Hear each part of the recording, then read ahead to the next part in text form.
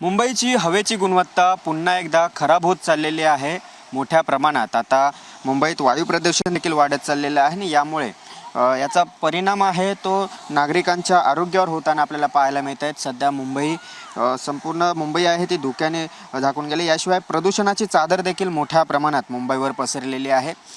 यामुळे अनेक श्वसनाचे आजार मुंबईकरांना होताना पाहायला मिळत आहेत।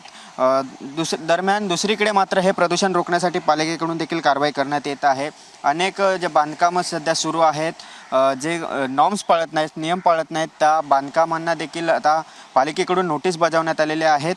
मात्र असं असताना देखील मोठ्या प्रमाणात हे प्रदूषण रोखण्याचा प्रयत्न पालिका करत असताना देखील तेवढंसं यश हे पालिकेला येताना आपल्याला पाहायला मिळत नाही आहे।